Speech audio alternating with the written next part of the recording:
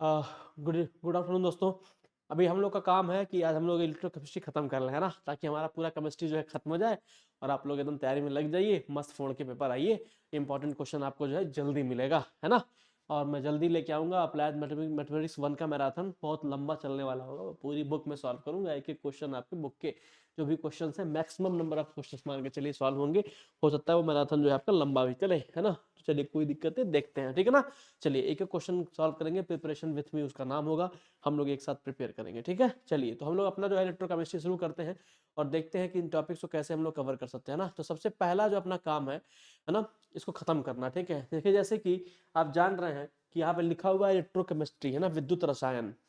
तो आखिरकार ये विद्युत रसायन होता क्या है, थोड़ा इसके बारे में चर्चा कर लें, है ना। तो ये होता क्या है कि रसायन विज्ञान की वह शाखा है जिसके अंतर्गत हम क्या करते हैं, विद्युत एवं रासायनिक ऊर्जा में, याद रखिएगा, विद्युत एवं रासायनिक ऊर्जा में परस्पर रूपांतरण का अध्ययन करते हैं। इसमें हम क्या करते हैं, विद्युत एवं रासायनिक ऊर्जा का परस्पर रूपांतरण का अध्ययन करते हैं। मतलब विद्युत ऊर्जा का रासायनिक ऊर्जा में हम परिवर्तन देखने को मिलते हैं, रासायनिक ऊर्जा का विद्युत ऊर्जा में परिवर्तन देखने को हमको मिलता है बेसिकली, है ना। विद्युत एवं रासायनिक ऊर्जा में परिवर्तन, ऐसा समझिए कि रासायनिक ऊर्जा का इस्तेमाल करके हम लोग विद्युत ऊर्जा में बदलते हैं। आपने सेल देखा होगा ना, सेल, उसमें क्या होता है, केमिकल एनर्जी होती है जिसको हम लोग बाहर इलेक्ट्रिकल एनर्जी में कन्वर्ट करते हैं ना।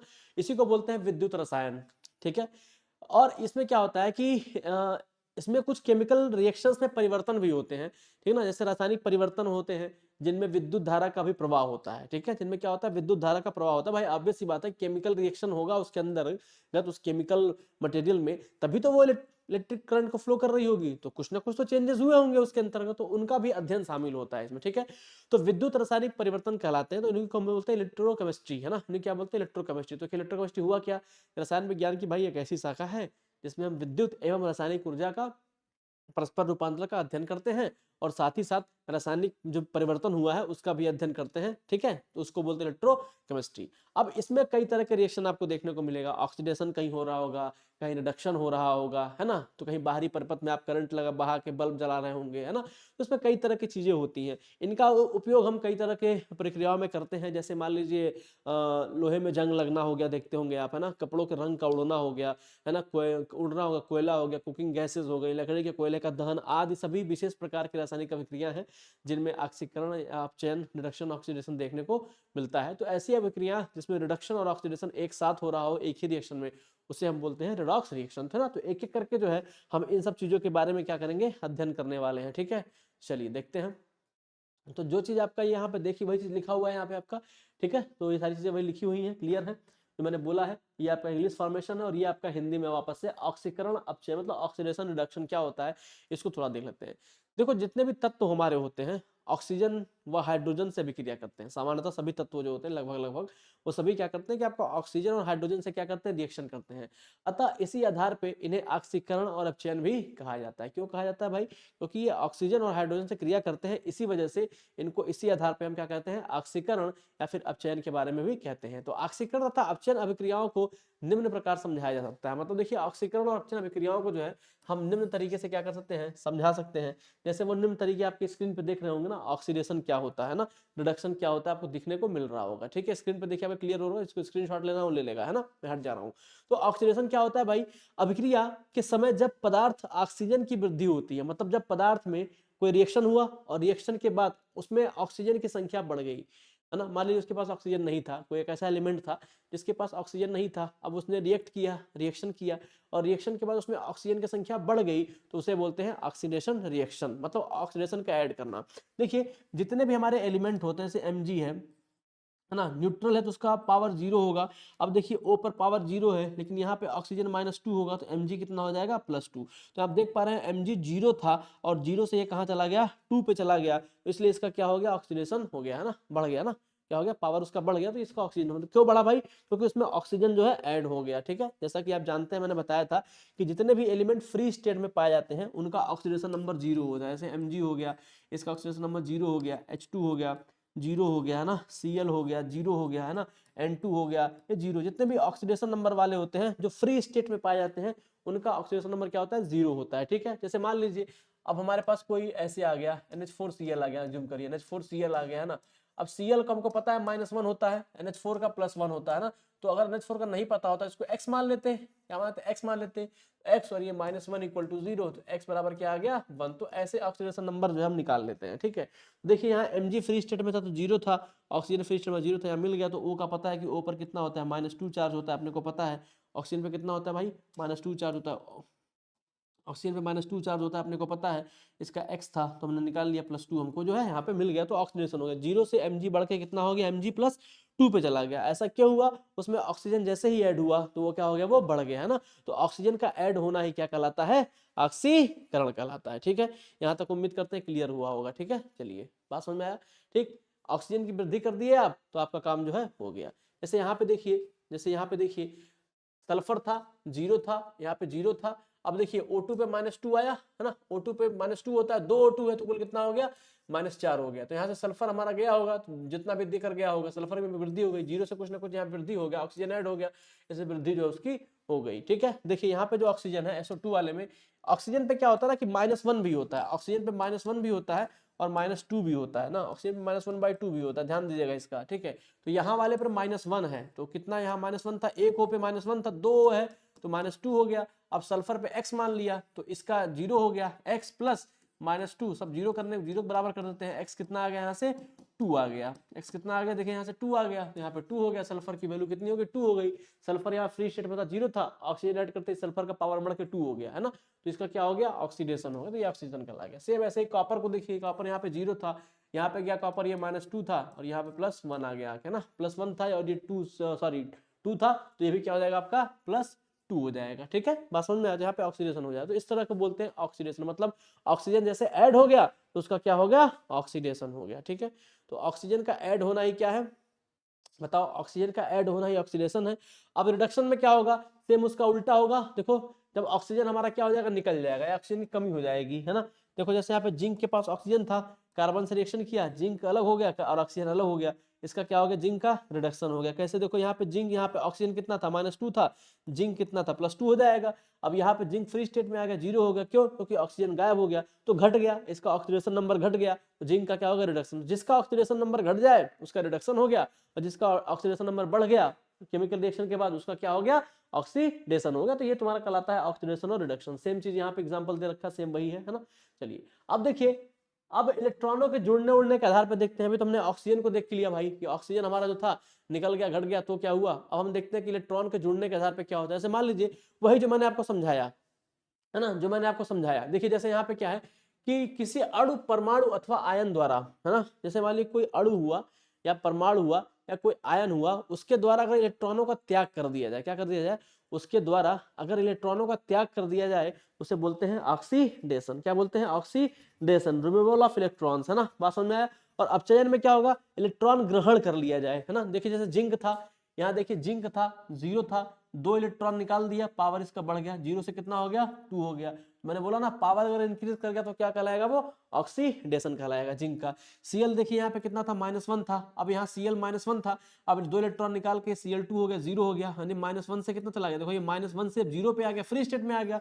फ्री स्टेट में कितना होता है 0 होता है, सबको पता है। यहाँ देखो Fe कितना था 2 था और Fe3 पे चला गया, Fe3 पे चला गया कि नहीं चला गया, 2 से 3 चला गया, पावर देखो यहाँ 2 था, एक इलेक्ट्रॉन दिया, अब 2 से 3 हो गया, मतलब बढ़ गया, 2 से 3 पावर बढ़ गया, ऑक्सीडेशन नंबर बढ़ गया, तो मतलब Fe जो है क्या हो गया ऑक्सीडाइज, मतलब ऑक्सीडेशन उसका हो गया, ठीक है। रिडक्शन की बात क्या कहते हैं हम। अब देखो इस पे कॉपर पे 2 था, यहाँ कॉपर 0 हो गया, 2 इलेक्ट्रॉन त्याग दिया, 2 इलेक्ट्रॉन ग्रहण कर लिया और 0 हो गया, खेल खत्म। यहाँ पे Cl2 था, 2 इलेक्ट्रॉन ग्रहण कर लिया, Cl माइनस हो गया, 0 से -1 चला गया तो घट गया ना, 0 से भी घट गया, नेगेटिव में चला गया तो घट गया ऑक्सीडेशन नंबर, तो क्या हो गया इसका रिडक्शन हो गया। This is your reduction process, ठीक है ना। बात समझ में आया, सिंपल सी ये बात है, ऑक्सीडेशन में कोई लफड़े की बात इसमें नहीं है, आसान चैप्टर होता है ये, है ना। चलिए अब देखते हैं कि ऑक्सीडाइजिंग एजेंट क्या होता है, रिड्यूसिंग एजेंट। देखो अब रिडॉक्स रिएक्शन में जिस पदार्थ का रिडक्शन हो रहा होगा ना, देखा, जिसका रिडक्शन होगा वो क्या कहलाएगा ऑक्सीडाइजिंग एजेंट कहलाएगा ना, जिसका रिडक्शन होगा वो क्या कहलाएगा ऑक्सीडाइजिंग एजेंट, ठीक। और जिसका ऑक्सीडेशन होगा वो कहलाएगा रिड्यूसिंग एजेंट। जैसे मान लीजिए रिडॉक्स रिएक्शन क्या होता है भाई, रिडॉक्स रिएक्शन क्या होता है, ऐसा रिएक्शन जिसमें किसी एक का ऑक्सीडेशन होगा और किसी दूसरे का रिडक्शन होगा। जैसे यहाँ पे देखिए FeCl3 है, Cl -1 है, Fe कितना हो जाएगा +3, Cl -1 है कितना हो गया +2 हो गया, यहाँ -1 था Cl में, यहाँ कितना हो गया Fe कितना हो गया 2 हो गया, है ना, यहाँ कितना -1 है और ये कितना 4 था, SN4 हो गया। देखो अब SN जो है 2 से 4 पे चला गया, SN कहाँ चला गया 2 से 4 पे चला गया, तो मतलब SnCl4 का क्या हो गया, ऑक्सीडेशन हो गया। SN का क्या हो गया, SN का क्या हो गया भाई, ऑक्सीडेशन। SN का क्या हो गया बता दो भाई, ऑक्सीडेशन हो गया। अब देखो Fe था, Fe भाई साहब जो है, Fe जो भाई साहब अपने हैं वो क्या हो गए 3 से 2 पे चले गए। देखो Fe 3 से कहां पे चले गए भाई, 2 पे चले गए, तो Fe का क्या हो गया, रिडक्शन हो गया। Fe का क्या हो गया, रिडक्शन, है ना। अगर एक ही रिएक्शन में ऑक्सीडेशन और रिडक्शन दोनों होता है तो उसे हम लोग क्या बोलते हैं, रेडॉक्स रिएक्शन बोलते हैं। ठीक, अब जरा ध्यान दो, अब ध्यान दो FeCl3 का क्या हुआ, रिडक्शन हुआ, तो ये कैसा काम करेगा, ये काम करेगा ऑक्सीडाइजिंग एजेंट का। किसका काम करेगा, ऑक्सीडाइजिंग एजेंट का। ये काम करेगा आपका ऑक्सीडाइजिंग एजेंट का। ठीक है, ये किसका काम करेगा भाई, ऑक्सीडाइजिंग एजेंट का काम करेगा। अब SnCl2 यानी Sn का क्या हुआ, ऑक्सीडेशन हुआ, तो ये किसका काम करेगा भाई, रिड्यूसिंग एजेंट का, है ना। ये कैसा काम करेगा, रिड्यूसिंग एजेंट का काम करेगा। क्लियर है बात, यहाँ तक क्लियर है। ठीक है, चलिए ये तो सिंपल सी बात थी भाई, इसमें कुछ करने का जरूरत लफड़ा बाकी इसमें नहीं है कुछ भी। ठीक है, चलिए तो रेडॉक्स रिएक्शन मैंने समझा दिया क्या होता है, अभी जस्ट बताया। रेडॉक्स रिएक्शन क्या होता है कि ऐसा रिएक्शन जिसमें जिसमें क्या हो रहा हो आपका ऑक्सीडेशन, और मतलब एक पदार्थ का ऑक्सीडेशन हो और दूसरे का रिडक्शन हो, या फिर एक ही रिएक्शन में अगर ऑक्सीडेशन रिडक्शन दोनों एक साथ हो रहा है, उसे ही बोलेंगे हम क्या, और रेडॉक्स रिएक्शन। अभी इस एग्जांपल से समझाया मैंने, है ना, सेम वही एग्जांपल सेम वही बातें लिख देनी है ना। अब देखिए क्या है इलेक्ट्रोलिटिक्स एंड इलेक्ट्रोलिटिक्स क्या होता है ये देखते हैं ना। चलिए अब जरा ये समझिए इलेक्ट्रोलिटिक एंड इलेक्ट्रोलाइट्स क्या होता है ना। किसी ठोस को, जब किसी ठोस पदार्थ में, जब किसी ठोस पदार्थ जो विद्युत धारा को अपने माध्यम से गुजरने देता है, ऐसा ठोस पदार्थ जो चाहता है कि भाई मेरे अंदर से विद्युत धारा चली जाए, उसे कंडक्टर कहते हैं, सबको पता है। सभी धातुएं जैसे ग्रेफाइट आदि ये सब चीजें इसके अंतर्गत आती हैं। जब कोई पदार्थ विलयन के रूप में होगा, है ना, तो विद्युत चालन निम्न प्रकार से होता है। जैसे मान लीजिए धातुओं में तो क्या हुआ, मेटल्स में तो कंडक्टर हो गया, कंडक्टर के माध्यम से हो गया, ठोस होता है मेटल, उसमें इलेक्ट्रॉन वगैरह है, करंट का फ्लो करा देगा। लेकिन जब सोल्यूशन के फॉर्म में होगा तो क्या होगा भाई, सोल्यूशन के फॉर्म में होगा तब क्या होगा, उसको देखते हैं क्या होता है ना। तो सोल्यूशन के फॉर्म में जो है इलेक्ट्रोलाइट्स जो होते हैं वो जिम्मेदार होते हैं, इलेक्ट्रोलिटिक इलेक्ट्रोलाइट जो होते हैं वो जिम्मेदार होते हैं किसके लिए, आपके ऑक्सीडेशन के, सॉरी उसके लिए, करंट को फ्लो कराने के लिए जो है विद्युत अपघटन इलेक्ट्रोलिटिक प्रोसेस होता है, उसके थ्रू जो है हम विद्युत धारा का प्रवाह कराते हैं। जैसे मान लीजिए ऐसे पदार्थ जो गलित अवस्था अथवा विलयन में आयन उत्पन्न करते हैं, तो यानी सॉल्यूशन में जो भी करंट फ्लो होगी, लिक्विड स्टेट में जब भी करंट फ्लो होती है तो वह करंट जो है बेसिकली आयन के माध्यम से फ्लो होती है। किसके माध्यम से फ्लो होती है भाई, वह बेसिकली जो है आपका आयन के माध्यम से क्या होती है, फ्लो होती है। इस बात का विशेष क्या रखेंगे, ध्यान रखेंगे। तो करंट किसके माध्यम से फ्लो होती है भाई साहब, आयन के माध्यम से जो है वो करंट आपकी फ्लो होती है। तो ऐसे पदार्थ जो गलित अवस्था में अथवा विलयन में आयन उत्पन्न करते हैं और अपने में से विद्युत धारा को प्रवाहित होने देते हैं, वो कंडक्टर कहलाते हैं, ठोस पदार्थ। लेकिन जो गलित पदार्थ होते हैं जब वो आयन उत्पन्न करते हैं और उस आयन के माध्यम से जब करंट का फ्लो होता है तो उसी को बोलते हैं हम विद्युत अपघट्य। क्या बोलते हैं, इलेक्ट्रोलाइट। जैसे NaCl का सोल्यूशन हो गया, CuSO4 का सोल्यूशन हो गया, है ना, NaOH का हो गया, है ना, NH4OH हो गया, CH3COOH हो गया। तो ये सारे कुछ चीजों को हम क्या बोलते हैं, इलेक्ट्रोलिटिक बोलते हैं ना, इलेक्ट्रोलाइट बोलते हैं ना, इलेक्ट्रोलाइट बोलते हैं, विद्युत अपघट्य। बात समझ में आया, ठीक है। चलिए तो इस बात का ध्यान रखिएगा आप, ठीक है। तो इस बात का क्या करेंगे आप, ध्यान रखेंगे ना। तो जब भी मॉल्टन स्टेट मतलब गलित अवस्था में, मॉल्टन स्टेट मतलब क्या है, गलित अवस्था में जब भी करंट का फ्लो होता है आयंस के माध्यम से, तो उस गलित अवस्था यानी उस सॉल्यूशन को हम क्या बोलते हैं, इलेक्ट्रोलाइट बोलते हैं। ठीक है, वही चीज सेम आपका जो है इंग्लिश में दे रखा है, आप उसको देखेंगे। अब ये भी दो तरह के इलेक्ट्रोलाइट होते हैं, एक स्ट्रॉन्ग इलेक्ट्रोलाइट होते हैं और एक क्या होते हैं आपके, वीक इलेक्ट्रोलाइट। तो आपके जो इलेक्ट्रोलाइट होते हैं मेरे भाई वह भी दो तरह के होते हैं। तो जो हमारे स्ट्रॉन्ग इलेक्ट्रोलाइट होते हैं वो क्या होते हैं भाई, तो हमारे जो स्ट्रॉन्ग इलेक्ट्रोलाइट होते हैं जब विलेय एक विलायक में घोला जाता है, जब विलेय एक विलायक में घोला जाता है तो शीघ्र अपने आयनों में विघटित या आयनित हो जाता है ना। जैसे HCl हो गया, H2SO4 हो गया और NaCl हो गया, है ना। अत्यधिक तेजी से आयन में टूटते हैं, उन्हें हम प्रबल विद्युत अपघट्य कहते हैं। मतलब ऐसा समझिए कि हमारे पास कोई विलेय है, उस विलेय को हमने किसी विलायक, एक विलायक में, जब विलेय एक विलायक में घोला जाता है, यानी हमने एक विलेय लिया, उस विलेय को हमने क्या कर दिया, एक विलायक में डाला, जैसे डाला। अब वह विलायक बहुत तेजी से, वह विलेय बहुत तेजी से अपघटन हो रहा है ना, 100% उसका क्या हो गया, इलेक्ट्रोलाइटिक हो गया, 100% विघटित हो गया, सब कुछ टूटने से HCl डाला, अब उसमें से खूब ढेर सारे हाइड्रोजन निकल रहे हैं, खूब ढेर सारे Cl निकल रहे हैं, उसमें से HCl टूट रहा है, H+ आयन कंप्लीटली टूट गया है, Cl- आयन कंप्लीटली टूट गया है ना, बात समझ रहे हो, H और Cl कंप्लीटली ब्रेक हो गया है ना, 100% ब्रेक हो गया, बहुत तेजी से विद्युत अपघटन हो रहा है उसमें, बहुत तेजी से वो डिसोसिएट्स हो रहे हैं, तो उसको बोलते हैं हम लोग स्ट्रॉन्ग इलेक्ट्रोलाइट, और इसका ठीक जो विपरीत होता है उसको बोलते हैं हम लोग वीक इलेक्ट्रोलाइट। उसको क्या बोलेंगे हम लोग भाई, उसको बोलेंगे हम लोग जो है वीक इलेक्ट्रोलाइट। क्या बोलेंगे, वीक इलेक्ट्रोलाइट, उसका अपोजिट जो होगा, तो यहाँ पे मैंने जो बोला वही लिखा है।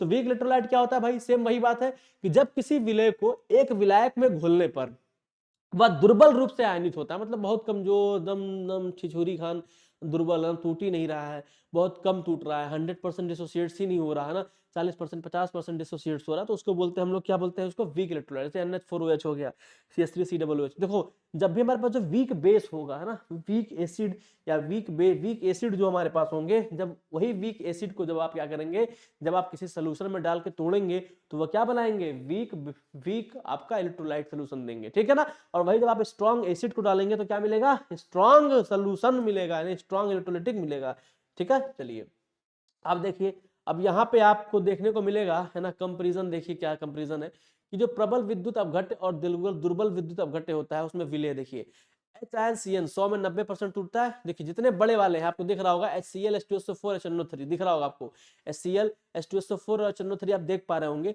देखिए उसमें कितना H है, 2 H टूटा, HNO में 1 H टूटा है ना। HCl में देखिए जो हाइड्रोजन टूटा है वो, और कितना टूटा है, Cl है ना, 90/100 के अनुपात में, 90% डिसोसिएट्स, मैंने कहा ना आपसे 100% जो डिसोसिएट्स हो जाए है ना। चलिए अब इसी तरह से देखिए आपका NaCl NaOH प्रबल विद्युत अपघट्य, और ये तो आपका क्या होगा, NH4OH। तो आपको देख पा रहे होंगे वियोजन की जो मात्रा है वो यहाँ पे दी हुई है ना, पहला दूसरा पहला दूसरा पहला दूसरा पहला दूसरा है ना, दुर्बल और प्रबल आपको दे रखा है यहाँ पे, प्रबल और दुर्बल विद्युत अपघट्य, ठीक है, NaCl, ठीक है, Na+Cl-। चलो ठीक है, विद्युत अपघटन क्या होता है, इलेक्ट्रिकल डिकम्पोजिशन क्या होता है, इसको देखते हैं थोड़ा कि भाई व्हाट इज इलेक्ट्रिकल डिकम्पोजिशन, है ना। तो ऐसे पदार्थ जो गलित अवस्था या विलयन में आयन उत्पन्न नहीं करते, बात समझिएगा, ऐसे पदार्थ जो गलित अवस्था या विलयन में आयन उत्पन्न नहीं करते और अपने में से विद्युत को गुजरने भी नहीं देते, मतलब आयन भी नहीं पैदा करेंगे और विद्युत को भी नहीं जानेंगे, उसको बोलेंगे हम लोग क्या बोलेंगे, विद्युत अनअपघट्य, नॉन इलेक्ट्रोलाइट बोलते हैं, ठीक है। विद्युत अध्रुवी विलायक जैसे बेंजीन हो गया, जैसे बेंजीन हो गया, मतलब हमारे जो विद्युत अनअपघट्य हो गए, जैसे बेंजीन हो गया, या CCl4 हो गया, CS2 हो गया, या चीनी का विलयन हो गया ना, मिथेन या फिर इथेन भी हमारे ख्याल से आता है ना, इथेन देखें, हाँ इथेन भी आता है ना, आदि में हमारे विद्युत धारा नहीं गुजरती है क्योंकि इनमें आयनों की क्या होती है, अनुपस्थिति होती है, ठीक है ना। अतः ये विलयन विद्युत अनअपघट्य के क्या है, उदाहरण है। तो क्या कहलाएंगे आपके, ये विद्युत अनअपघट्य आपके जो है ये कहलाएंगे, ठीक है, बात समझ में आया। चलिए ये बहुत इंपॉर्टेंट है आपका, देखिए फैराडे का जो विद्युत अपघटन का नियम है, इसके बाद जो टॉपिक आता है आपका क्या आता है, वो फैराडे का विद्युत अपघटन का नियम आता है, जो आपके सिलेबस में इंक्लूडेड है। मैं आपका नया सिलेबस उठा के ले आया हूं ना, फैराडे का विद्युत अपघटन नियम देखते ये क्या होता है, ठीक है। चलिए देखो फैराडे का जो विद्युत अपघटन का प्रथम नियम है, ये क्या कहता है कि जब किसी विद्युत अपघट्य के विलयन में विद्युत धारा प्रवाहित की जाती है ना, जब किसी विद्युत अपघट्य के विलयन में विद्युत धारा प्रवाहित की जाती है तो इलेक्ट्रोडों पर मुक्त होने या निकलने वाले पदार्थ की मात्रा, तो इलेक्ट्रोडों से मुक्त हो, मतलब इलेक्ट्रोड से मुक्त होने वाले या उस पर जमा होने वाले जो पदार्थों की मात्रा होती है, मुक्त होने वाले निकलने वाले जो पदार्थों की मात्रा होती है, उनमें प्रवाहित धारा, विद्युत धारा जो होती है उनमें प्रवाहित विद्युत धारा के परिमाण के समानुपाती होती है। मतलब समझो जैसे हमारे पास कोई इलेक्ट्रोलाइटिक सोल्यूशन है ना, उस सोल्यूशन में अगर हम धारा प्रवाहित करें और हमारे पास इलेक्ट्रोड रखे हैं, है ना, तो इलेक्ट्रोड से जितना भी हमारा कुछ निकल के जाएगा वो उस करंट के क्या होगा, प्रोपोर्शनल होगा, करंट के क्या होगा भाई साहब, वो प्रोपोर्शनल होगा, ठीक है, ठीक है, बात समझ में आया। अब देखिए फैराडे का दूसरा नियम क्या कहता है, फैराडे का दूसरा नियम क्या कहता है भाई, देखते हैं कि फैराडे का दूसरा नियम क्या कहता है ना। हाँ, कहता है कि जब समान शक्ति की विद्युत धारा श्रेणी क्रम में जुड़े हुए विभिन्न विद्युत अपघट्य के विलयन में से प्रवाहित की जाती है, जब समान शक्ति की विद्युत धारा श्रेणी क्रम में जुड़े हुए विभिन्न विद्युत अपघट्य के विलयन में से प्रवाहित की जाती है, तब विभिन्न इलेक्ट्रोडों पर जमा हुए या निकलने वाले पदार्थ की मात्रा उनमें रासायनिक तुल्यांकी यानी पदार्थ के तुल्यांकी भार के समानुपात होती है, ठीक है। देखो जब समान शक्ति की विद्युत धारा का आपने क्या रखा है कि जब समान शक्ति की विद्युत धारा श्रेणी क्रम में जुड़े हुए, जैसे आपने क्या किया है, बहुत ढेर सारे इलेक्ट्रोलाइट ले रखे हैं ना, उन सभी को श्रेणी क्रम में लगा रखे हैं, तो उनमें से जो करंट फ्लो करेगी, ठीक, उस करंट की जो फ्लो करेगी वो उस चीज के समानुपाती होगी। जैसे इलेक्ट्रोड है, इलेक्ट्रोड से कुछ निकलेगा तभी तो करंट फ्लो करेगा, तो इलेक्ट्रोड से कुछ निकला और करंट फ्लो किया, तो इलेक्ट्रोड के निकलने की जो दर होगी, इलेक्ट्रोड से जो भी कुछ जमा हुआ या निकला, जो भी जमा हुआ या निकल गया इलेक्ट्रोड, वही कुछ जमा होगा कुछ निकलेगा भी इलेक्ट्रोड पे, जो भी इलेक्ट्रोड से कुछ जमा होगा या फिर इलेक्ट्रोड से जो भी कुछ निकलेगा, वह जो होगा क्या होगा, उसका रासायनिक कुछ तुल्यांक होगा, तो वह जो रासायनिक तुल्यांकी भार होगा वह किसके समानुपाती होगा, विद्युत धारा के समानुपाती होगा ना। तब फैराडे के जो विद्युत अपघटन के दूसरे नियम के अनुसार जमा हुए चांदी और तांबे का भार उनके तुल्यांकी भार के क्या होता है, समानुपाती होता है। ठीक है, बात समझ में आया, सिंपल सा ये इनका एप्लीकेशन है, देखते हैं सेकंड ला, है ना। चलिए चीज यहीं पे देख पाए होंगे आप, आपके पास एक CH2 का विलयन है, सिल्वर का विलयन है ना, कॉपर और सल्फेट, कॉपर और सिल्वर का, इलेक्ट्रोड्स लगी हुई हैं, है ना, इलेक्ट्रोड्स क्या लगी हुई हैं, पॉजिटिव नेगेटिव बना हुआ है ना, बाय परिपथ है आपका, यहाँ से देखिए हमने डाल रखा है इलेक्ट्रोड, है ना, फिर जैसे ही करंट का फ्लो कराता, करंट फ्लो होगी अपनी यहाँ से जाएगी, देखिए एम्पियर लगा हुआ है, करंट को मेजर करेगा, रजिस्टर लगा हुआ करंट को कंट्रोल करने के लिए, ठीक है, बैटरी एक वोल्टेज लगा हुआ है, वोल्टेज देगी, ठीक है। चलिए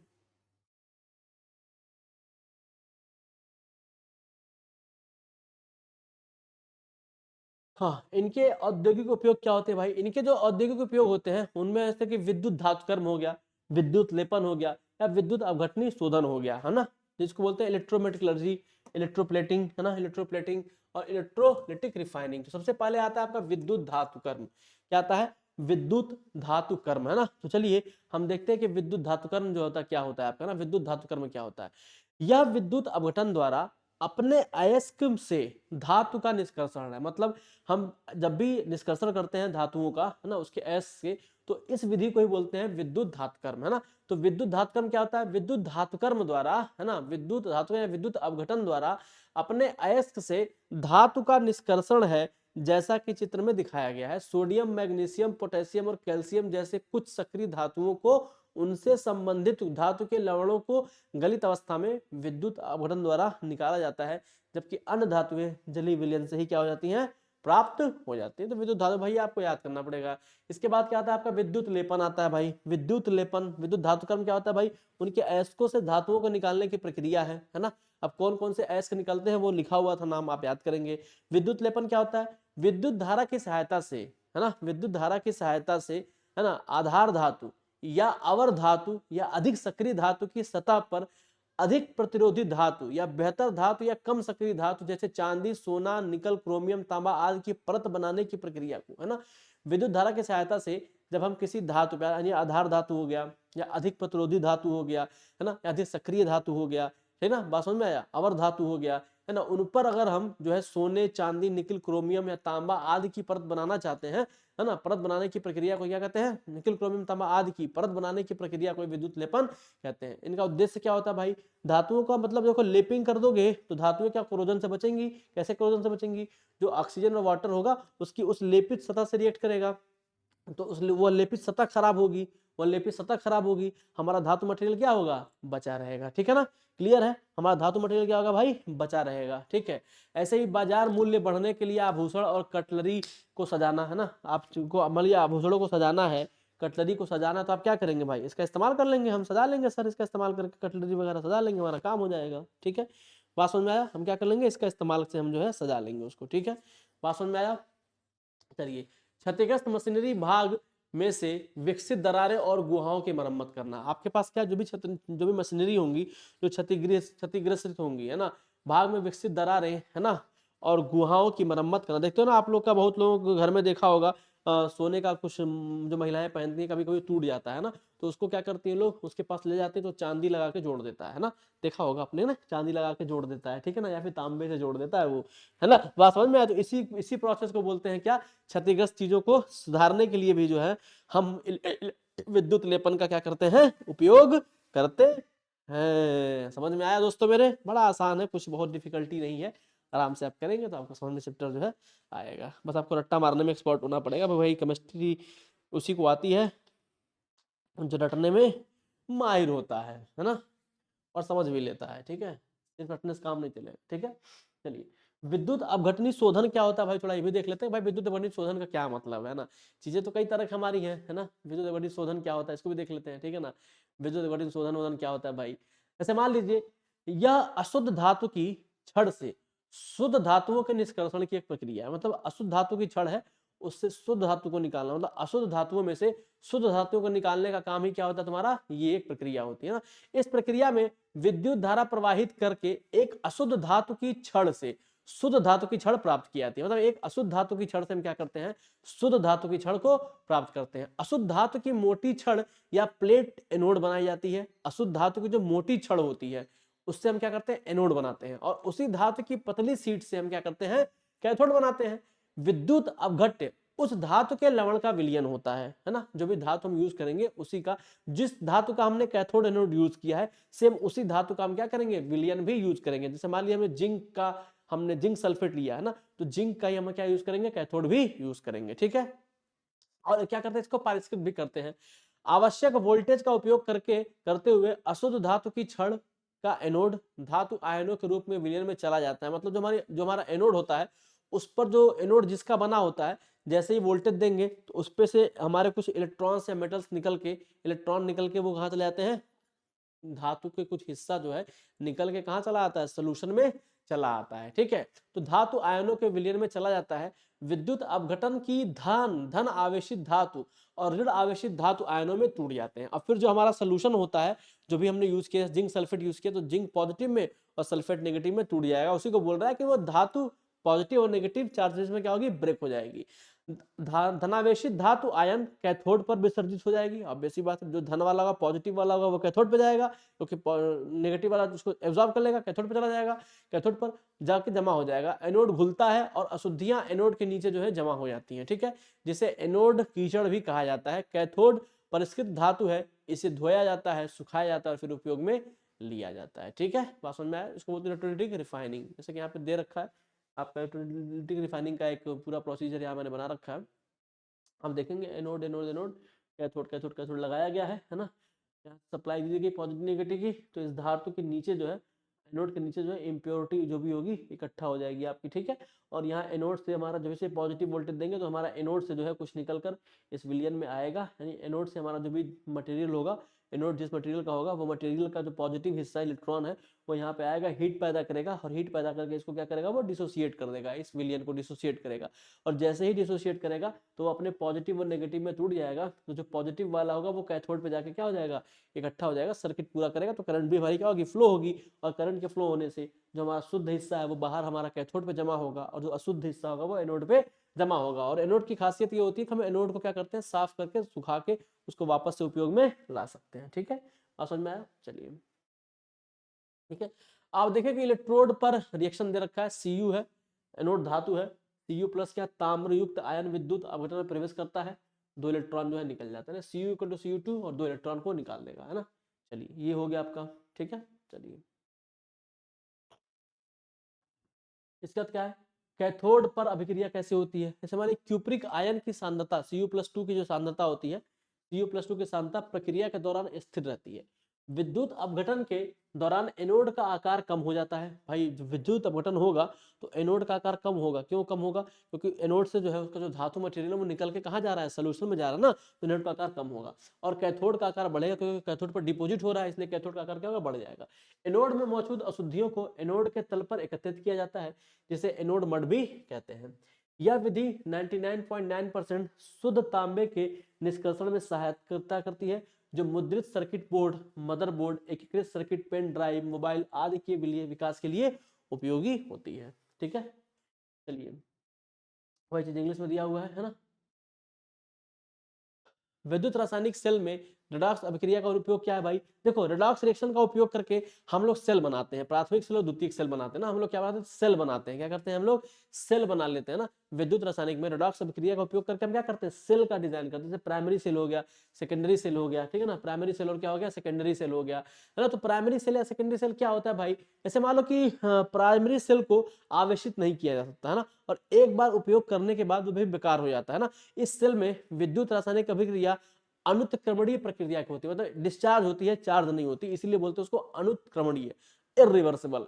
प्राथमिक सेल को शुष्क सेल या पेंसिल सेल के नाम से भी जाना जाता है। यह अंदर से सूखा नहीं बल्कि यह पेस्ट के रूप में होता है। क्या होता है आपका, अंदर से सूखा तो नहीं होता बल्कि ये क्या होता है आपका जो है पेस्ट के रूप में ये होता है ना, पेस्ट के रूप में होता है। सेल में होने वाली रिडॉक्स अभिक्रिया, प्राथमिक सेल का निर्माण इस प्रकार से होता है। जो रिडॉक्स अभिक्रिया होती है सेल में, उसी से जो हमारा है प्राथमिक सेल का निर्माण हमारा क्या होता है। देखिए निर्माण इसका कैसे करते हैं, फिगर दे रखा है।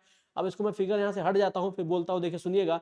शुष्क सेल के केंद्र में एक ग्रेफाइट की छड़ होती है। जो शुष्क सेल होता है उसके केंद्र में क्या होती है भाई, जो शुष्क सेल होता है उसके केंद्र में एक ग्रेफाइट की क्या होती है, जो शुष्क सेल होता है उसके केंद्र में एक ग्रेफाइट की छड़ होती है। ठीक है,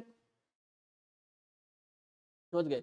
शुष्क सेल का जो केंद्र होता है उसमें ग्रेफाइट की एक छड़ होती है जो मैग्नीशियम डाइऑक्साइड, जो मैग्नीज डाइऑक्साइड है ना, MnO2 है ना, तथा कार्बन पाउडर और पानी के पेस्ट से घिरी रहेगी है ना। उसमें हम क्या करेंगे, मैग्नीज डाइऑक्साइड, कार्बन का पाउडर और पानी के पेस्ट को हम घिरा रहेगा। वो जो हमारा क्या होगा, जो ग्रेफाइट की छड़ होती है, ठीक है ना, वह क्या होगी, मैग्नीज डाइऑक्साइड, कार्बन पाउडर और पानी से घिरी होगी।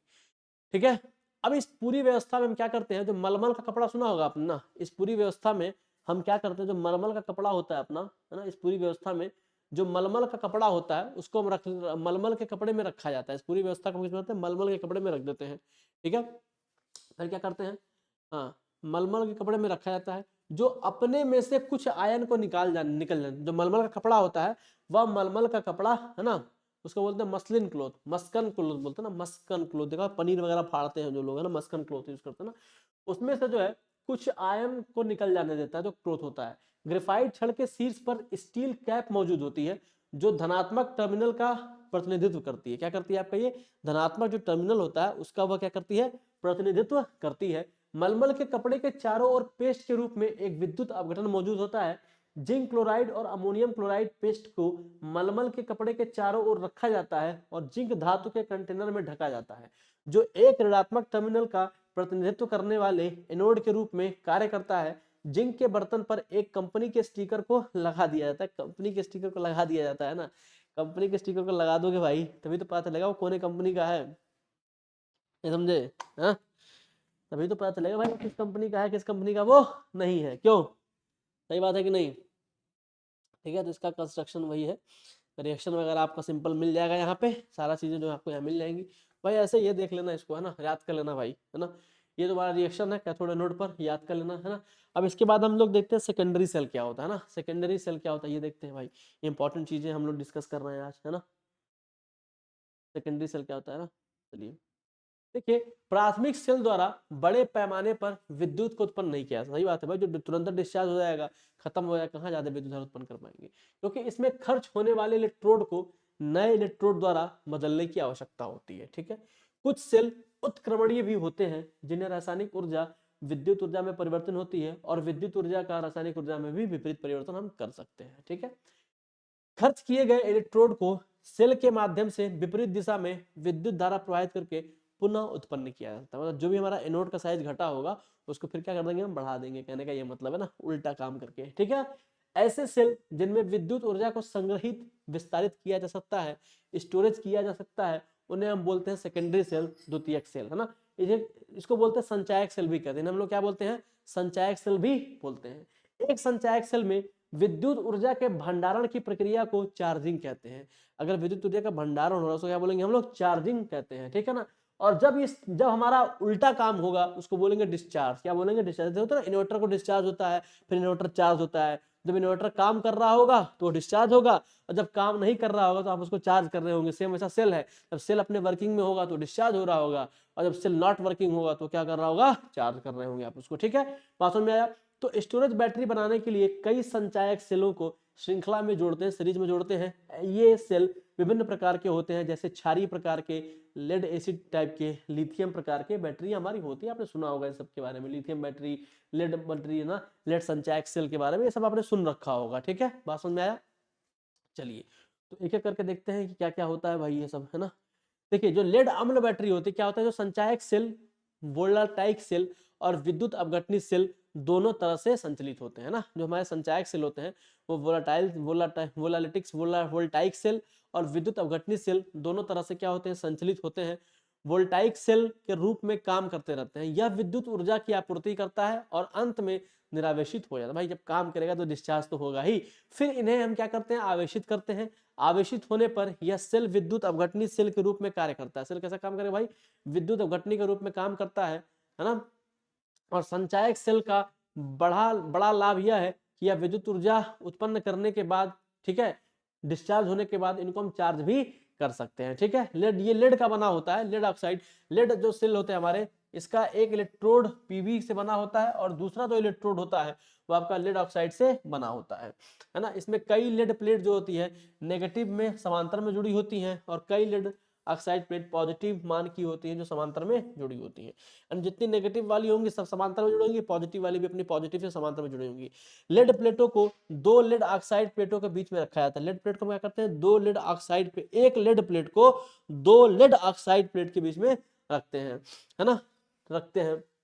इन प्लेटों को कांच या रबड़ या लकड़ी की एक पट्टी जैसे इंसुलेटर द्वारा एक दूसरे से अलग किया जाता है। इसके बाद इन्हें 20% तनु सल्फ्यूरिक अम्ल 25 डिग्री सेंटीग्रेड तथा विशिष्ट गुरुत्व 1.1 के साथ डुबोया जाता है। ठीक है, बात समझ में आया, तब जाके जो है आपका लेड अम्ल या लेड संचायक सेल की बैटरी बनती है। ठीक है, लेड एसिड बैटरी बनती है। ठीक है ना। निरावेशन सेम वही बात है भाई, डिस्चार्जिंग वगैरह इसका भी होता है, डिस्चार्जिंग इसका भी होगा, निरावेशन मतलब इसका भी कर देंगे। और अभिक्रियाएं जो होंगी लेड पे, आपके यहाँ पे देख पा रहे होंगे अभिक्रिया, है ना। लेड, जब लेड अभिक्रिया निरावेशन के टाइम PbSO4 डिस्चार्ज हो रहा है ना, नीचे की तरफ एरो है। और यहाँ पे देखिए पीबी है ना, एक्टिवेटेड लेड इलेक्ट्रोड है आपका, डिस्चार्जिंग सेम वही है जो इंग्लिश में है ना। और यहाँ पे देखिए आपका लेड पर PbO2 पर इलेक्ट्रोड की अभिक्रिया जो है, PbO2 से 2 इलेक्ट्रॉन लेगा, एक्सेप्ट करेगा, हाइड्रोजन एक्सेप्ट करेगा और Pb++ बना के वो क्या हो जाएगा, चार्ज। यहाँ पे लेड क्या हो रहा है, चार्ज हो रहा है वो ना, +4 से +2 में, पीबी की ऑक्सीकरण अवस्था +2 से 4 में हो जाती है। निर्मित लेड आयन विद्युत अपघटन से सल्फेट आयन के साथ अभिक्रिया करके लेड सल्फेट का अवक्षेप बनाता है। ठीक है, चलिए अब देखिए, आप देख पा रहे होंगे विद्युत अपघटनी सेल और विद्युत रासायनिक सेल के बीच में अंतर है ना। तो विद्युत अपघटनी सेल क्या होता है, यह विद्युत ऊर्जा को रासायनिक ऊर्जा में परिवर्तित करता है। विद्युत रासायनिक सेल या रासायनिक ऊर्जा को विद्युत ऊर्जा में परिवर्तित करता है। विद्युत की खपत कम होती है, ऊर्जा का स्रोत आवश्यक है। विद्युत का उत्पादन करता है, यह ऊर्जा का एक स्रोत है। ठीक है, इसको ऊर्जा के स्रोत की आवश्यकता पड़ती है, उसको नहीं। रेडॉक्स अभिक्रिया के आधार पर स्वतः अप्रवर्तित रासायनिक अभिक्रिया होती है ना, मतलब इरिवर्सिबल, है ना। और रेडॉक्स अभिक्रिया के आधार पर स्वतः प्रवर्तित रिवर्सिबल होता है, मतलब उत्क्रमणीय होते हैं। और ये क्या होता है, अनुत्क्रमणीय होते हैं। Anode positive terminal, anode negative terminal होता है। ठीक है, कैथोड नेगेटिव टर्मिनल, यहाँ कैथोड आपका पॉजिटिव टर्मिनल होता है। ठीक है, याद रखिएगा इन चीजों को, बहुत इंपॉर्टेंट है ना। चलिए,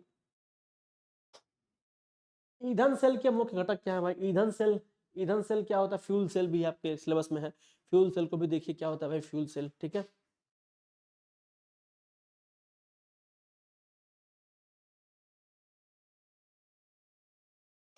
यह एक ऐसी डिवाइस है जो रासायनिक ऊर्जा को विद्युत ऊर्जा में परिवर्तन करती है। यह एक प्रकार की इलेक्ट्रोकेमिकल सेल है जिसमें ईंधन जैसे कि हाइड्रोजन या मीथेन या ऑक्सीडाइजर जैसे कि ऑक्सीजन के बीच रासायनिक अभिक्रिया होती है जिससे विद्युत ऊर्जा की क्या होती है, उत्पन्न होती है। ठीक है, तो ये आपका कहलाता है फ्यूल सेल। देखो, फ्यूल सेल के दो घटक होते हैं, एनोड, कैथोड और इलेक्ट्रोलाइट। ठीक है, एनोड जो यूज होगा ईंधन के लिए, ऑक्सीडाइजर के लिए कैथोड यूज होता है, और यहाँ पे रासायनिक अभिक्रिया को सुगम बनाने के लिए। ठीक है, प्रकार कई तरह होते हैं, हाइड्रोजन फ्यूल सेल होते हैं, methane fuel cell, alcohol fuel cell और solid fuel cell, solid oxide fuel cell. लाभ क्या है भाई, उच्च ऊर्जा दक्षता होती है, प्रदूषण कम होता है, शांति में ऑपरेशन होगा, मतलब शांत, मतलब नॉइसलेस होता है, लंबा जीवन काल होता है इनका, वाहनों में इनका यूज करते हैं, है ना, बिजली में इनका यूज, बिजली संयंत्रों में जहाँ हमारे बिजली के संयंत्र लगे होते हैं वहां यूज करते हैं, पोर्टेबल उपकरणों में और घरेलू उपयोग में भी हम फ्यूल सेल का इस्तेमाल करते हैं। ठीक है, चलिए, ये था आपका फ्यूल सेल। सोलर सेल क्या होता है भाई, ये भी आपका इंपॉर्टेंट टॉपिक है, याद रहे, सब टॉपिक इंपॉर्टेंट है। फ्यूल सेल, सोलर सेल, आपको एग्जाम में डायरेक्ट पूछा जाएगा, याद रखिएगा, है ना। भ्रम में बिल्कुल मत रहिए कि नहीं आएगा ये ना, पूरा पूछेगा धड़ल्ले से।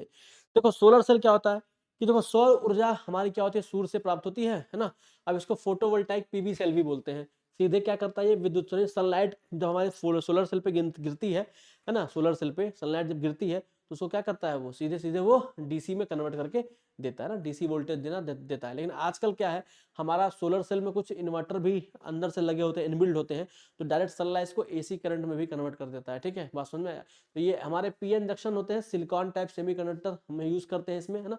सिलिकॉन टाइप जो है हम लोग सेमीकंडक्टर का यूज करके पीएन जंक्शन बना के सोलर सेल का हम क्या करते हैं, इस्तेमाल करते हैं। ठीक है, चलिए। पीएन डायोड होता है, डिप्लेशन लेयर वगैरह के बारे में आप जानते हैं। पीएन डायोड होता है, मान लीजिए यहाँ एक हमारा ये जंक्शन पी है और ये हमारा जंक्शन एन है।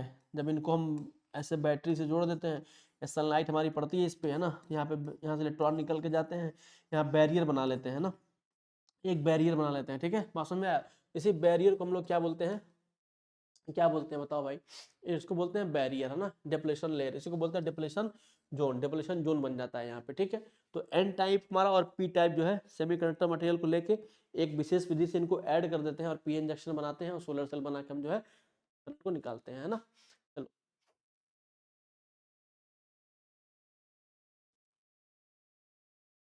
इधर इलेक्ट्रॉन खूब भरे होते हैं एन में, इधर कोटर्स होते हैं आपके, है ना। इलेक्ट्रॉन इधर आते हैं, कोटर इधर आते हैं, दोनों पॉजिटिव, ये कोटर पॉजिटिव चार्ज, ये नेगेटिव चार्ज होता है। पॉजिटिव नेगेटिव आके न्यूट्रलाइज हो जाते हैं इस एरिया में। जब ढेर सारे नेगेटिव आएंगे तो नेगेटिव नेगेटिव को रिपेल कर देगा, तो इधर एक लेयर बन जाती है, इस लेयर को बोलते हैं डिप्लेशन लेयर। ऐसे समझो, जैसे मान लो तुम्हारे पास ये पी टाइप की लेयर है ना, और तुम्हारे पास ये एन टाइप, यहाँ खूब ढेर सारे इलेक्ट्रॉन है। ठीक है, यहाँ खूब ढेर सारे इलेक्ट्रॉन है, यहाँ आपके प्रोटॉन है, यहाँ से कुछ प्रोटॉन यहाँ निकल के, यहाँ निकल के, यहाँ निकल के, यहाँ से इलेक्ट्रॉन निकल के यहाँ है, दोनों न्यूट्रलाइज हो गए। तो इस क्षेत्र में ना तो प्रोटॉन है न्यूट्रॉन है, कुछ है ही नहीं। अब यहाँ पे आसपास खूब प्लस प्लस आएगा, तो यहाँ से आने वाले प्लस को ये प्लस वाला रिपेल कर देगा। ऐसे ही माइनस, यहाँ माइनस है तो खूब माइनस इधर से रिपेल कर देगा।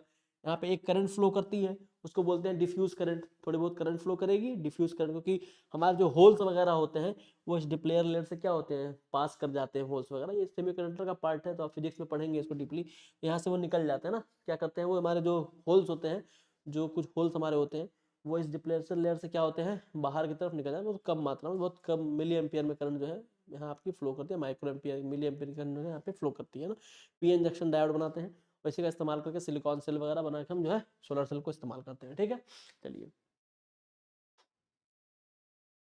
ठीक है। जब आप पीएन जंक्शन सेल है, जैसे मान लीजिए आपका पीएन जंक्शन सेल है, यहाँ पे बता दूं, है ना, पी एन है, ये पी और ये एन है। जब पी वाले को बैटरी के पॉजिटिव से जोड़ देंगे, इसको नेगेटिव से, तो ये फॉरवर्ड बायस हो जाता है। क्या होता है? फॉरवर्ड बायस हो जाता है ना, वही चीज लिखा हुआ है यहाँ पे, फॉरवर्ड बायस हो जाता है ना। बात समझ में आया? फॉरवर्ड बायस हो जाएगा। और जब पी को आप नेगेटिव से जोड़ देते हैं, पी को जब आप क्या करते हैं, नेगेटिव से जोड़ देते हैं, नेगेटिव से, बैटरी के नेगेटिव से जोड़ देते हैं, है पी वाले को, एन को पॉजिटिव से, तो ये आपका रिवर्स बायस हो जाता है ना, फॉरवर्ड बायस और रिवर्स बायस जंक्शन। ठीक है, चलिए। और उसका तब क्या कि ऑक्सीजन और अन्य जहरीली गैसों का पता लगाने के लिए इलेक्ट्रोकेमिकल सेंसर का उपयोग करते हैं ना।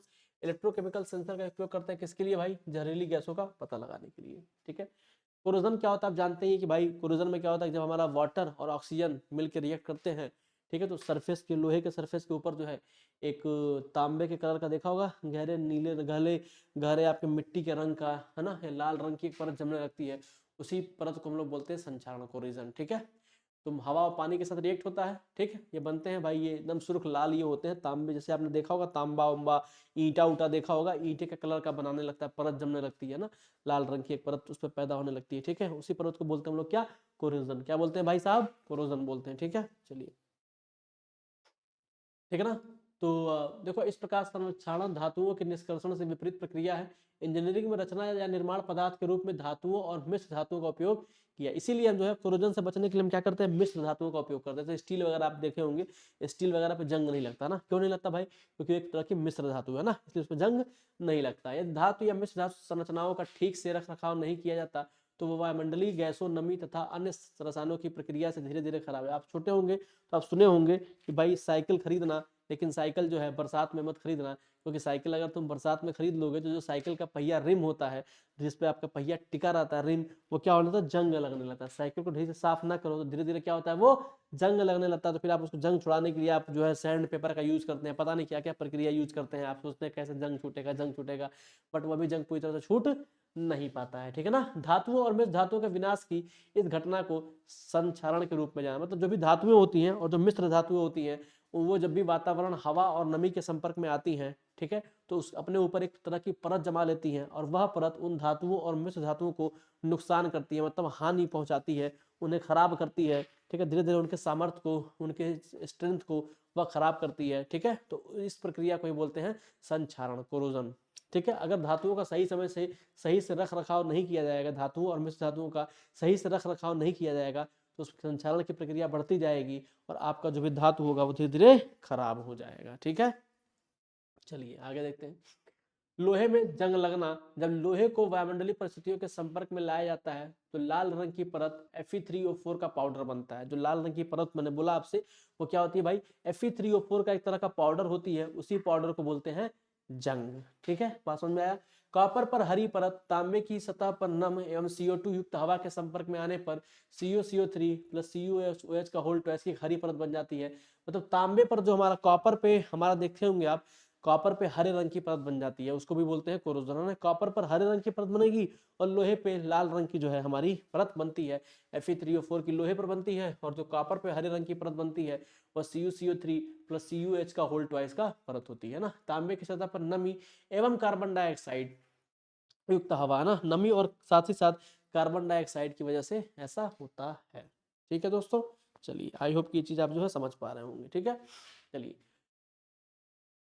संक्षारण के प्रकार क्या होता है भाई, देखो संक्षारण दो तरह का होता है, ड्राई और केमिकल कोरिजन, ड्राई या फिर केमिकल कोरिजन एक होता है। इसमें क्या होता है कि यह संक्षारण तब होता है जब धातु सीधे हवा या गैस के संपर्क में आती है। जब आपकी धातु और हवा जो है, जब धातु होगी, हवा गैस के संपर्क में सीधे सीधे आ जाएगी, तब इस तरह का जो है संक्षारण होता है। बिना किसी इलेक्ट्रोलाइट के इस धातु और गैस के बीच रासायनिक अभिक्रिया होती है। तो इसमें क्या होता है कि बिना किसी इलेक्ट्रोलाइट के ही जो है डायरेक्ट गैस के साथ धातु क्या करता है, रिएक्ट करता है और रिएक्ट करके जो है शुष्क या रासायनिक संक्षारण की घटना को अंजाम देता है, ठीक है। चलिए गीला या विद्युत रासायनिक संक्षारण क्या होता है भाई, यह संक्षारण तब होता है जब धातु एक इलेक्ट्रोलाइट जैसे कि पानी के संपर्क में आती है, पानी और हवा के संपर्क में आती है। जैसे लोहा हो गया, धातु आपका क्या हो गया, लोहा है, लोहे पे पानी गिरा और वातावरण में ऑक्सीजन है ही, दोनों के संपर्क में आ गया, तो उसी को बोलते हैं क्या, गीला या शुष्क संक्षारण, है ना। शुष्क या रासायनिक संक्षारण क्या होता है, यह संक्षारण नमी या चालक विद्युत अपघट्य की अनुपस्थिति में होता है। जो हमारा शुष्क संक्षारण होता है वो क्या होता है, नमी होती नहीं इसमें भाई, है ना, नमी के अब्सेंस में होगा, है ना। और चालक का कोई भी होता है, इलेक्ट्रोलाइट और नमी दोनों के अब्सेंस में होता है, ठीक ना। यह वायुमंडलीय गैसों के सीधे संपर्क में आने से होता है। कारण क्या है, जैसे oxygen, hydrogen, hydrogen sulphide, sulphur, कौन कौन सी गैसें हैं वो दिखा हुआ कि ऑक्सीजन के संपर्क से हो सकता है भाई, हेलोजन गैसेस के संपर्क से हो सकता है, सल्फर डाइऑक्साइड के संपर्क से हो सकता है, नाइट्रोजन के संपर्क से हो सकता है, निर्जल अकार्बनिक तरल से हो सकता है। इफेक्ट यह धातुओं और मिश्र धातुओं के सतह पर ऑक्साइड की परत बना लेता है। ऑब्वियसली बात है, ऑक्साइड की परत बनाएगा, ठीक है। चलिए एग्जाम्पल क्या है, चांदी की सामग्री वायुमंडल H2S गैस द्वारा रासायनिक संचरण से गुजरती है ना। लौह धातु HCl गैस द्वारा रासायनिक संचरण से गुजरती है ना। मतलब चांदी की जो सामग्री होती है, जो वायुमंडल में हमारी H2S गैस होती है, उससे रिएक्ट करके क्या करती है, कोरोजन की घटना को अंजाम देती है, ठीक है। और जो भी हमारा लोहा धातु होती है वह HCl गैस के द्वारा जो है रासायनिक संचरण से गुजरती है ना। रासायनिक संचरण जो है HCl गैस के द्वारा भी होता है लोहे पे। आद्र या विद्युत रासायनिक संक्षारण क्या होता है भाई, विद्युत रासायनिक संक्षारण में निम्न शामिल होते हैं। पहला, एक दूसरे के संपर्क में एनोडिक और कैथोडिक क्षेत्र के भागों का बनना, मतलब जब एक दूसरे के संपर्क में आएंगे तो एनोडिक और कैथोडिक भाग बनाने लगेंगे, है ना। और उनके माध्यम में जो है हवा उपस्थित होगी। केवल एनोडिक क्षेत्र का संक्षारण, एनोडिक और कैथोडिक क्षेत्र के बीच संक्षारण उत्पादन का गठन, इसमें एनोडिक और कैथोडिक क्षेत्रों के बीच इलेक्ट्रॉन धारा का प्रवाह शामिल है। मतलब जब भी धातुएं के संपर्क में आएंगी तो एक एनोडिक रीजन बनाएगा और एक कैथोडिक रीजन बनाएगा। और चूंकि उसमें आपने इलेक्ट्रोलाइट यूज पहले से कर रखा है, अब जब इलेक्ट्रोलाइट यूज रखा है, एनोड और कैथोड रखा है, उनके बीच में क्या होगा, करंट का जो है फ्लो होने लगेगा। करंट का क्या होगा आपका, देखिए फ्लो जो है बराबर से होने लगेगा, ठीक है। उसी को बोलते हैं एनोडिक और कैथोडिक के बीच में जो है करंट का फ्लो होना, ठीक है। बात समझ में आया। ऐसे मेटल धातु है, उसने इलेक्ट्रॉन त्याग दिया, Mn प्लस बन गया, Mn प्लस बन गया ना। जितने इलेक्ट्रॉन त्यागेगा, n मतलब क्या, नंबर ऑफ इलेक्ट्रॉन, एक इलेक्ट्रॉन त्यागेगा तो m पे +1, दो त्यागेगा तो +2, तीन पे त्यागेगा तो +3 और ये +n, ठीक है। बात समझ में आ गया, ये ऐसे था, ठीक। अब देखो आद्र या विद्युत रासायनिक संक्षारण क्या होता है ना। एनोडिक और कैथोडिक क्षेत्र का बनना, इसमें भी क्या होता है कि एनोडिक और कैथोडिक क्षेत्र बनते हैं, ठीक है। और एनोडिक और कैथोडिक क्षेत्र बनने पर संवाहन के माध्यम में उपस्थिति हो जाती है ना। बात समझ में आया। और जब वो संवहन उत्पन्न होते हैं तो संक्षारण उत्पादन होने लगता है। ठीक है, एनोडिक एरिया क्या होता है, एनोडिक क्षेत्र में ऑक्सीकरण होता है। ठीक है, बात समझ में आएगा। इसलिए एनोडिक धातु घुलकर या संयुक्त अवस्था में के रूप में नष्ट हो जाती है। ठीक है, अब भाई ऑब्वियस सी बात है, जब किसी भी चीज पर संक्षारण होगा तो धातु क्या करेगी, उसके सतह को खराब करेगी। अब उसकी सतह हो सकता है कि एटमॉस्फेयर में घुल जाए या फिर बाहर निकल जाए अवक्षेप के रूप में। तो यहाँ पे क्या होता है, जो एनोडिक क्षेत्र होता है उसका ऑक्सीकरण होता है। क्या होता है, ऑक्सीकरण। जो उसके इलेक्ट्रॉन होंगे वो निकलते रहेंगे, नष्ट होते रहेंगे, खत्म होंगे, और एक समय बाद हमारा जो मेटल होगा वो पूरी तरह से खराब हो जाएगा ना। कैथोडिक एरिया क्या होता है भाई, वो रिएक्शन वो दे रखा है कि Mn धातु सेम रिएक्शन है ना। कैथोडिक क्षेत्र में अपचयन अभिक्रिया होती है। ठीक है, इस अपचयन अभिक्रिया में कैथोड को कोई प्रभाव नहीं पड़ता, लेकिन अधिकांश धातुओं की ओर आगे अपचयित नहीं किया जाता। मतलब जो कैथोडिक एरिया है उससे कैथोड तो हमारा नहीं खराब होगा मान लेते हैं, लेकिन हमारा जो कैथोड से आगे के जो धातुओं को प्रभाव पड़ने वाला होता है वो खराब होने लगता है ना। कैथोड को प्रभावित, कैथोडिक अभिक्रिया कैथोड को प्रभावित नहीं करती, क्योंकि अधिकांश धातुओं की ओर आगे अपचयित नहीं किया जा सकता।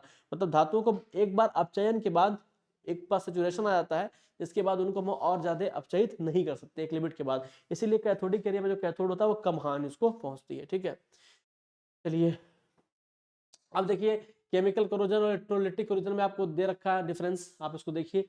यह शुष्क अवस्था में होते हैं और यह नमी और विद्युत अपघटन की उपस्थिति में होते हैं।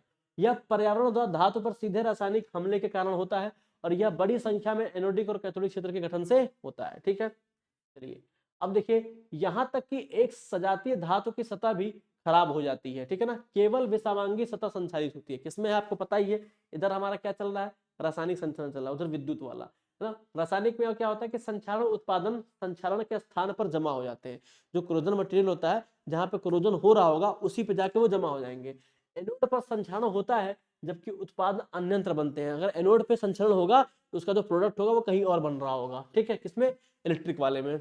और इसके केमिकल वाले में आपको देखिए यहाँ पे दे रखा है, केमिकल वाले में क्या होता है संक्षारण में, यह एक स्वनियंत्रित प्रक्रिया है। इसे आप खुद नियंत्रित कर सकते हैं। किसको, केमिकल वाले को, जो भी आपकी प्रक्रिया है उसे आप खुद नियंत्रित कर सकते हैं, केमिकल के कंसंट्रेशन को घटाया बढ़ाकर आसानी से। ठीक है, लेकिन इधर क्या है भाई, ये इलेक्ट्रिक वाले में क्या है, लगातार चलेगी क्योंकि करंट तो फ्लो हो रहा है भाई। अब आप करंट के फ्लो को तो बंद नहीं करेंगे, क्योंकि करंट के फ्लो को अगर आप बंद करते हो जो आप आउटपुट में आप भी काम ले रहे हो वो रुक जाएगा।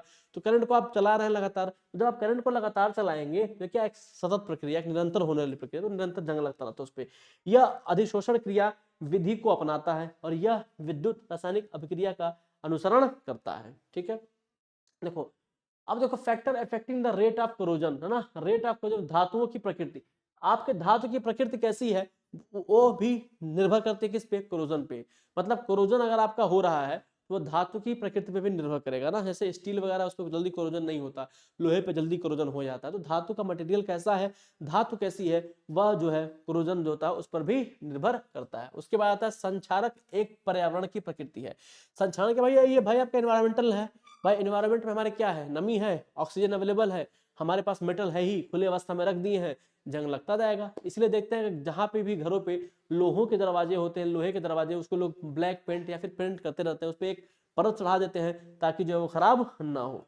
ठीक है, मिश्र धातु का बनना क्या होता है, संक्षारण प्रतिरोधी मिश्र धातु के संक्षारण की एक रोकथाम के लिए इस्तेमाल किया जाता है। मतलब कोरोजन से बचाने के लिए हम क्या करते हैं, कई सारे मेटल्स को मिलाकर एक मिश्र धातु, मतलब कई सारे कंपोजिशन को इधर उधर चेंज करके हम एक मिश्र धातु बना देते हैं। क्या करते हैं, हम एक मिश्र धातु बना देते हैं। और जब हम एक मिश्र धातु बना देते हैं तो उससे हमारे कोरोजन पे क्या होता है, कम इफेक्ट पड़ता है। ऐसा क्यों होता है मैं बताता हूं आपको। जैसे मान लीजिए आपने मिश्र धातु बनाई है, ठीक, तो मिश्र धातु में जो हमारा मेन मटेरियल है वो नीचे चल जाएगा, उसके ऊपर ही एक एक्स्ट्रा परत बन जाएगी। जो भी कोरोजन होगा उस एक्स्ट्रा परत को नुकसान नहीं पहुंचा पाता है। क्यों, क्योंकि जैसे क्रोमियम हमारे पास है, स्टेशनरी स्टील एक असाधारण सुसंगत ऑक्साइड फिल्म का उत्पादन करता है जो स्टील को आगे के हमले से बचाता है ना। जैसे स्टील लिया हमने, अब उसमें क्रोमियम है ना, क्रोमियम युक्त स्टेनलेस स्टील, स्टील में हम क्रोमियम मिला देते हैं तो क्रोमियम की स्टील के ऊपर एक परत बन जाती है। अब वह परत जो होती है संक्षारण से फ्री होती है, जल्दी कोरोजन उस पर नहीं होता है ना। जैसे क्यूप्रोनिकल हो गया है ना,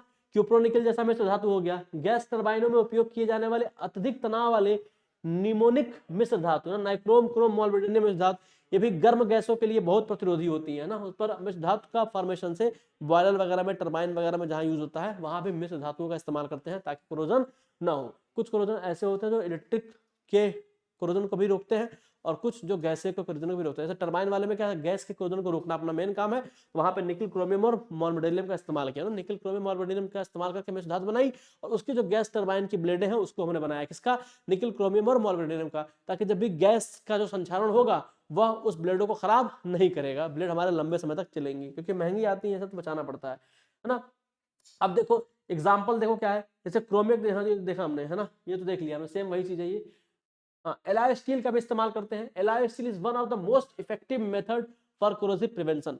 एलॉय स्टील का भी इस्तेमाल करने से हमारा जो होता है क्रोजन बहुत कम मात्रा में होता है, क्रोजन को रोक सकते हैं, ठीक है। संक्षारण प्रतिरोधी निकिल और ऑक्सीकरण प्रतिरोधी क्रोमियम के साथ मिश्र धातु बनाकर विभिन्न धातुओं के संक्षारण में सुधार किया जा सकता है। इसके परिणाम स्वरूप एक मिश्र धातु बनती है जिसका उपयोग ऑक्सीकरण और अपचयन के रासायनिक वातावरण में किया जा सकता है।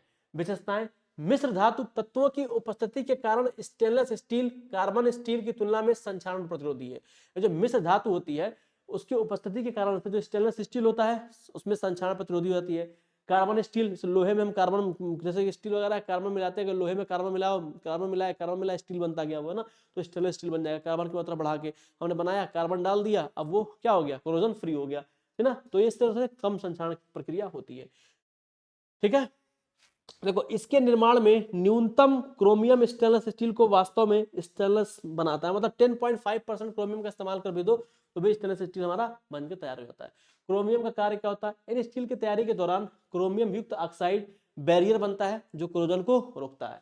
अन्य मिश्र धातु की स्टील की तुलना में बेहतर संक्षारण प्रतिरोधी क्षमता देता है ना एलॉय स्टील, ठीक है। एलॉय स्टील, अब देखो स्टेनलेस ऑस्टेनिकल संरचना को अधिक, यहाँ पे लिखा हुआ है देखो, निकल स्टेबलाइजेशन, जिसको बोलते निकल स्टेबलाइजेशन द ऑथेंटिक स्ट्रक्चर। निकल का जो स्टेबलाइजेशन होता है, निकल के डालने से हमको एक ऑथेंटिक स्ट्रक्चर मिलता है ना, जिससे जो जिसकी डक्टिलिटी बढ़ जाती है, मतलब तन्यता की क्षमता बढ़ जाती है ना, उसकी उसके जो स्ट्रेंथ होती है वो भी बढ़ जाती है ना, कोरोजन भी क्या होता है, घट जाता है, ठीक है।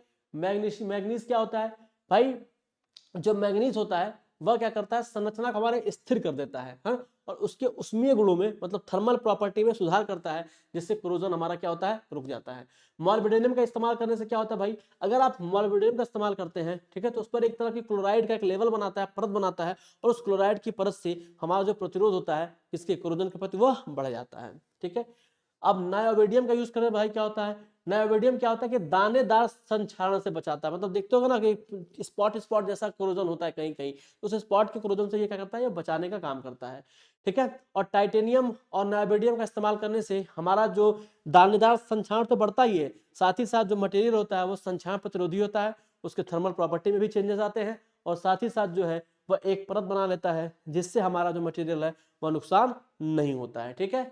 अब देखें तो इस तरह से जो है हम चीजों का इस्तेमाल करके, इन सब चीजों का इस्तेमाल करके जो है हम कोरोजन का इस्तेमाल करके, सॉरी, इन सब चीजों का इस्तेमाल करके हम कोरोजन से बच सकते हैं, यानी कि एलॉय स्टील बना लिया, मिश्र धातु बना लिया, निकल क्रोमियम मॉलिब्डेनियम टाइटेनियम नायोवेडियम, इन सब का इस्तेमाल करके हम क्या करते हैं भाई, कोरोजन फ्री कर सकते हैं अपने मटेरियल को। जहां पे जिस तरह का हम कोरोजन का चीजों का इस्तेमाल करेंगे, जहां पे ड्राई कोरोजन हो रहा होगा वहां के लिए अलग तरीके का मटेरियल का इस्तेमाल करेंगे, अलग तरह के एलॉय, अलग तरह के कंपोजिशन होंगे, और जहां पे इलेक्ट्रिक कोरोजन हो रहा होगा वहां पे अलग तरीके का मटेरियल का इस्तेमाल करेंगे, ठीक है। इस बात में ध्यान रखिएगा। चलिए, ये आपका क्या गैल्वेनाइजेशन, आप जानते ही हैं गैल्वेनाइजेशन क्या होता है, गर्म डुबाने की विधि है ना, हॉट डिपिंग मेथड होता है, द्वारा लोहे पर जिंक की परत चढ़ाने की विधि को हम कहते हैं गैल्वेनीकरण, है ना, गैल्वेनाइजेशन। हम क्या करते हैं कि लोहे पर जिंक की जो परत चढ़ाते हैं हॉट डिपिंग मेथड का इस्तेमाल करके, उसी को बोलते हैं हम गैल्वेनाइजेशन, ठीक है। इसके चरण क्या क्या होता है भाई, लोहे की चादर को हम सबसे पहले क्या करते हैं, कार्बनिक विलायक के माध्यम से गुजारते हैं। हमारे जो जो लोहे की चादर होगी सबसे पहले उसको क्या करेंगे, हम एक ऑर्गेनिक सॉल्वेंट यानी कार्बनिक विलायक के माध्यम से गुजारेंगे, ताकि उस पर मौजूद तेल या ग्रीस को हटाया जा सके। यानी सबसे पहले क्या करेंगे, जो भी हमारा लोहा होगा उस पर जो ग्रीस लगा होगा, तेल लगा होगा, सबसे पहले उसको हटाएंगे, किसका इस्तेमाल करके भाई, कार्बनिक विलायक के माध्यम से गुजार के। फिर दूसरे स्टेप में क्या करेंगे, फिर जो सतह पर मौजूद कोई संक्षारण होगा, है ना, कोई संचरण होगा भाई, हो सकता है कि जो लोहा है उसका पहले से कुछ हमारा कोरोजन हो गया हो, है ना, उस पर जंग लग गया हो, अब उस जंग को हटाएंगे, किसका इस्तेमाल करके, डाइल्यूट H2SO4 से धो दिया जाता है, हमारा जंग हट जाता है, ठीक है। बात समझ में आया। तो जब भी आपके साइकिल के पहिए पे, साइकिल के रिम पे जंग लग जाए तो आप जाके मार्केट से डाइल्यूट H2SO4 ले लीजिएगा, हालांकि मिलेगा तो नहीं खरीदने पे, लेकिन लैब में चुरा के ला के जो है भिगो के साफ कर लेना, है ना। फिर इसे जिंक क्लोराइड और अमोनियम क्लोराइड, ठीक ना, जिंक क्लोराइड और अमोनियम क्लोराइड के साथ रिएक्ट कराया जाता है, जिससे इसका जलीय घोल में एक मिश्रण मिलता है, और जो मिश्रण मिलता है वो क्या होता है, वो अपचयित होता है। फिर उसको क्या करते हैं, हम सुखा देते हैं। ठीक, जब सुखाने के बाद क्या करते हैं, 430 से 470 डिग्री सेंटीग्रेड पर पिघले हुए जिंक में उसको हम डुबो देते हैं, किसको, लोहे को। अब लोहे की चादर पर मौजूद अतिरिक्त जिंक को घुमाकर पोंछ, भाई जिंक लग गया, उसमें क्या करेंगे, अब देखेंगे, साफ करेंगे, जो भी अतिरिक्त जिंक लगा होगा और 70 से ज्यादा कहीं लग गया होगा, है ना, उसको क्या करेंगे, साफ करके हटा देंगे। ठीक है, चलो, फिर इसका उपयोग कहाँ करते हैं भाई, इसका उपयोग करते हैं छत की चादर बनाने में, बाल्टी, बोल्ट, नट, कील, पाइप आदि के लिए हम गैल्वेनाइजेशन का इस्तेमाल करते हैं, है ना, गैल्वेनीकरण का इस्तेमाल करते हैं। गर्म डुबोने की विधि द्वारा की गई गैल्वेनीकरण और टिनिंग विद्युत लेपन की तुलना में अधिक किफायती है ना, मतलब जो भी हम विद्युत इलेक्ट्रोप्लेटिंग से, है ना, बोलो, जो इलेक्ट्रोप्लेटिंग से परत चढ़ाते थे उस कॉस्टली पड़ती थी, जबकि ये आसान पड़ता है हमारे लिए। ठीक है, और सरल भी होता है ये। ठीक है, तो ये था आपका पूरा, है ना, इलेक्ट्रोकेमिस्ट्री, जो कि बहुत ही आसान है, छोटा चैप्टर है, ज़्यादा कुछ करना नहीं है, बहुत बड़े टॉपिक इसमें नहीं है। इसमें दो चीज़ें बेहद इंपॉर्टेंट है जो आपने पढ़ा, है ना, फैराडे लॉ पढ़ा और अभी आपने गैल्वेनीकरण पढ़ा, है ना, तो ये चीज़ आपको इसमें से पढ़नी है। आपको कुछ चीज़ें ही पढ़ के इसमें जानी है, सब नहीं पढ़नी है। ठीक है, तो इसमें आप क्या क्या पढ़ के जाएंगे मैं बता देता हूँ। सबसे पहले तो आप पढ़ के जाएंगे कोरोजन क्या होता है ना, कोरोजन कितने प्रकार का होता है, कोरोजन को कैसे दूर कर सकते हैं। ठीक है, बात समझ में आया। दूसरा, गैल्वेनीकरण, जो प्रोसेस लोहे पर जिंक की परत चढ़ाने की जो प्रक्रिया है वो क्या होती है, उसका स्पष्ट फिगर बनाइएगा, और कैसे क्या क्या चरण है उसका आप लिखिएगा, स्टेप 1, स्टेप 2, स्टेप 3, स्टेप 4 करके। ठीक है, उसके बाद आपने देखा फैराडे लॉ ना, फैराडे के दो लॉ देखा आपने सेल में, पहला और दूसरा सेल, है ना, फिर प्राइमरी सेल और सेकेंडरी सेल में अंतर देख के जाइएगा, है ना, और जितने तरह के अंतर आप यहाँ पढ़ेंगे उस सभी अंतरों को आप देखकर जरूर जाइएगा। इतना ही आपको चैप्टर से करना है ना, तो इस तरह से आपका जो केमिस्ट्री का पूरा सिलेबस है वो अब खत्म होता है ना। केमिस्ट्री में कुछ भी टॉपिक पढ़ा बचा नहीं है पढ़ाने के लिए, है ना। अगर किसी को किसी टॉपिक में कोई दिक्कत होगा, टॉपिक लिख के भेज देगा ग्रुप में, मैं उसको समझा दूंगा नेक्स्ट डे आके लाइव क्लास लेके। ठीक है, तो अभी केमिस्ट्री अपना खत्म, ठीक है ना, तो अभी केमिस्ट्री खत्म हो गया है। अभी तो कोई डाउट उठ होगा तो आप पूछ लीजिएगा, बाकी मुझे नहीं लगता कि इसमें आप कुछ बताने के लिए और है, छोटा चैप्टर है, नए सिलेबस के आधार पे है। ध्यान दीजिएगा, जो भी पुराना सिलेबस है आप उसके आधार पे केमिस्ट्री पढ़ के मत जाइएगा, आप सिलेबस खोलिएगा, आपके सिलेबस में जो टॉपिक लिखा होगा उसी टॉपिक को ढूंढ के किताब में पढ़ के आप जाइएगा। ठीक है, वही आने वाला है, उसके अलावा कुछ भी नहीं आएगा। जिस टॉपिक पर न्यूमेरिकल दिया है बस उसी टॉपिक के न्यूमेरिकल को आप पढ़ के जाइएगा, और पूरी कोशिश करिएगा कि आप उदाहरण लगा के जाइएगा, उदाहरण से ही न्यूमेरिकल आपके आ जाएंगे। ठीक है, बात समझ में आया। एक्सरसाइज लगाने की बिल्कुल भी जरूरत नहीं है, ज्यादा फालतू की बुद्धि लगाने की भी जरूरत नहीं है, आप उतना ही करके जाइए जितना आपके सिलेबस में दिया है। जो टॉपिक सिलेबस में मेंशन है, जैसे प्राइमरी सेल मेंशन है तो आप प्राइमरी सेल पढ़िएगा, प्राइमरी सेल के एडवांटेज पढ़िएगा, प्राइमरी सेल के डिसएडवांटेज पढ़िएगा, और प्राइमरी सेल के यूज पढ़िएगा। यानी खाली प्राइमरी सेल पढ़ के चले गए, ऐसा नहीं करना है ना। प्राइमरी सेल के यूज, एडवांटेज, डिसएडवांटेज, बात समझ में आया। और प्राइमरी सेल के निर्माण विधि, ऐसे आपको ये मतलब ये पढ़ना होता है। सेकेंडरी सेल पढ़ लिया आपने तो फिर आपको अंतर भी पूछ देगा, प्राइमरी सेल और सेकेंडरी सेल में अंतर। अगर आपको अंतर नहीं याद है तो आप क्या करेंगे, प्राइमरी सेल आप पढ़कर गए हैं तो उसको पहले एक हेडिंग डाल के प्राइमरी सेल पूरा लिख दीजिएगा, फिर दूसरा हेडिंग डाल के सेकेंडरी सेल लिख दीजिएगा। इस प्रकार जो है प्राइमरी और सेकेंडरी सेल में हम विभाजन करते हैं। ठीक, दैट्स इट, है ना। तो इस तरह से जो आपका ये भी चैप्टर खत्म होता है। फिर हम लोग कभी क्लास मिलेगी केमिस्ट्री की तो उसमें हम लोग खत्म करेंगे। ठीक है, तो अब तो सिलेबस खत्म है, कुछ डाउट होगा तो हम लोग डाउट क्लास को लिया जाएगा। चलिए, तब तक के लिए जय हिंद, जय भारत।